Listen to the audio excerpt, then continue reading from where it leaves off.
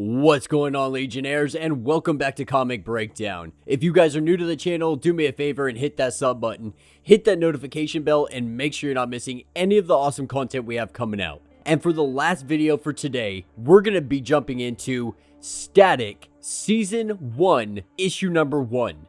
Now, this is written by Vita Yala, pencils are by Chris Cross, and the inks and colors are by Nicholas Draper Ivy. And we're seeing the shocking return of the most famous face from the Milestone Universe. The return of Virgil Hawkins, aka Static. And with that being said, let's dive into this breakdown. Alright guys, so as we jump into issue number 1 of Static, think of this as a refresher, definitely for new fans to get introduced to who Static is, because this story picks us up a month after he has gotten his powers. And right now he has a buzzing in his head, a kind of charge running through his blood. And this isn't just some simple metaphor, this is his reality. Ever since that day, he has been feeling this charge building up inside of him, feeling like he needs some kind of release. And he has been training ever since he was a kid with his father, training how to fight, but his father also taught him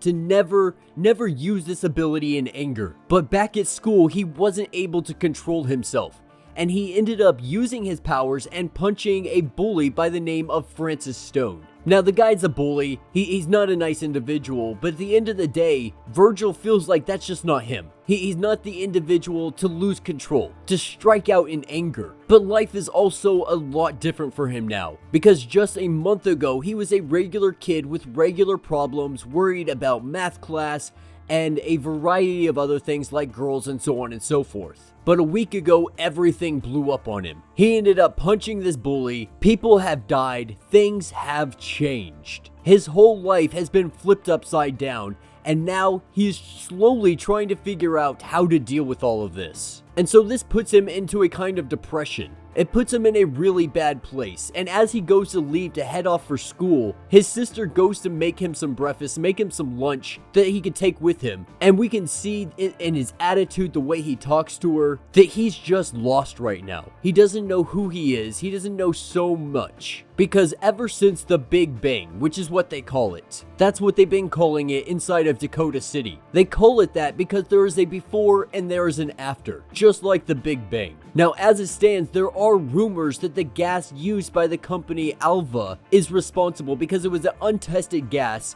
and essentially all of these kids protesting were the guinea pigs. They sat there and watched as all of these kids died, and they did absolutely nothing to help. But that's not even the worst of it, because those that survived, they are still deep in the trenches of suffering. And now they have rumors out there of what they are calling bang babies. All these kids that are emerging with powers, the ones that did survive, a handful of them have started to get powers. And with those powers, a lot of people are believing that these powers are the cause of what killed all of these people. They're trying to point the blame on all of these metas, even though they are the one that caused them to get powers in the first place. It's a classic misdirect. But that's what will take us to Virgil's first day back at school ever since he tried to fry somebody. And as he's making his way into the school, the buzzing in his head, it just keeps getting louder, making him twitch. You know, Francis may have been a bully, but Virgil's really beating himself up here. Beating himself up because that's just not him. He's not one to lose control like that. And as he walks through the corridors, he wonders if everybody is talking about him, talking about the freak who beat this guy up. And this is when his friend Carolyn approaches him, asking where he's been because they missed him the other day. But he asks what he missed, and what he missed is that Francis Stone is a bang baby. He got powers in the protest, and so this is what everybody is talking about. Nobody is talking about him. Nobody is talking about what he did, because Francis has taken the attention off of him. And as they're discussing how the, star basketball player ended up getting superpowers, this is when Richie and Frida make their approach. Now these two, they were there. They saw everything that happened. They saw the electrical charges coming out of him, and they didn't want him to get in trouble, so they let all these rumors, they just let him do their own thing. It kept all of the attention off of him, so he didn't have to worry about anything. But right now, his friends, they're really worried about him. They're worried for a multitude of reasons, but at the same time, they're worried because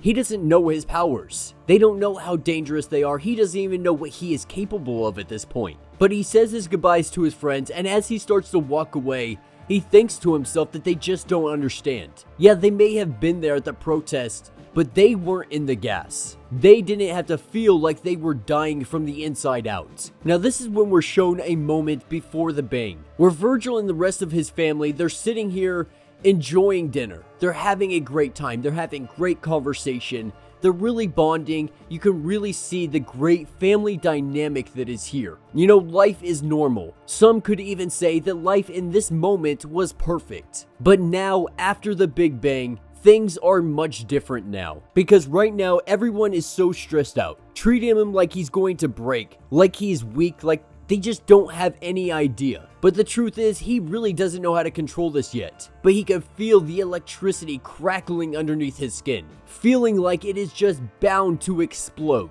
And the buzzing, it just continues to grow inside of his head, getting louder and louder and louder, and there's nothing he can do about it. And his family, they ask, you know, what can we do to help you? How can we help you through this transition? And what he thinks he really needs is for this buzzing to stop. He wants things to go back to the way they were, when all he cared about was just passing tests and getting the nerve to ask out Frida. He just wants to stop being so out of control. But before he can go to tell his family any of this information, this is when we hear someone call him from outside. That someone being Francis, aka Hot Streak. Now this puts Static in quite a position. He never thought that this dude would show up to his house trying to call him out like this. And his first instincts is he needs to get him away from his family. Find a way to move Hot Streak away from them. And so he goes outside and he tries to have a conversation with him. He tries to get on the same level. Tries to let him know that they got off on the wrong foot. But Hot Streak, he isn't hearing it. And this is where we see him punch Static right in the face. And he stands above him, taunting him. Taunting Static, telling him what's wrong. Why doesn't he fight back?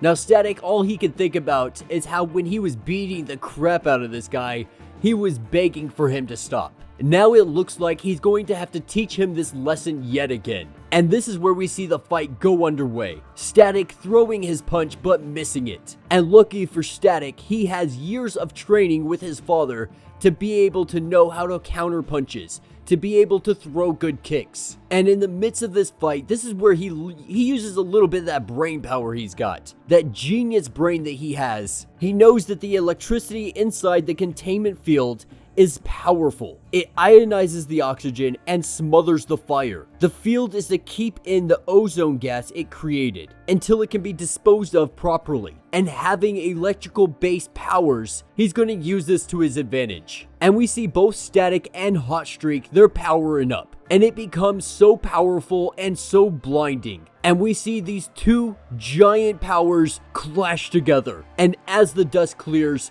this is where we see Static still standing and Hot Streak knocked to the ground. Now Static realizes that this guy's getting hotter, but his range is getting smaller. And right now he needs time to be able to build up some heat. So he's going to do all he can to exhaust him. And using the ionization trick as defense, he thinks maybe I can use it as offense. And he sends a blast right at Hot Streak. And as he has him trapped inside this little electromagnetic field, his sister runs up and tells him that he needs to stop, that he's going too far. And she goes to check on his wounds, but he turned his back. He turned his back on Hot Streak, and Hot Streak takes this opportunity. He takes this opportunity to throw a fire blast, but not at Static. He throws a fire blast at their home. And we see in an instant, their entire livelihood go up in flames. And Hot Streak standing here laughing. And that will be the end of this issue. So let me know what you guys think down in the comments. I really think this is a great introduction for new readers. If you don't know who Static Shock is, if you don't know who Virgil is, if you haven't been introduced to this world of comics, this is a great point for you to jump in and figure out exactly what's going on. And with the upcoming Static Shock movie, it's only making sense that you dive into this line. But I think it's very promising. It has a lot of potential. You know, this is only issue number 1. So far, I'm liking it. Let's see how the next couple issues pan out. Let's see how well this story really does develop. But yeah, if you have not yet, do me a favor, hit that sub button, hit that notification bell, make sure you don't miss any of the awesome content we have coming out, and until the next breakdown.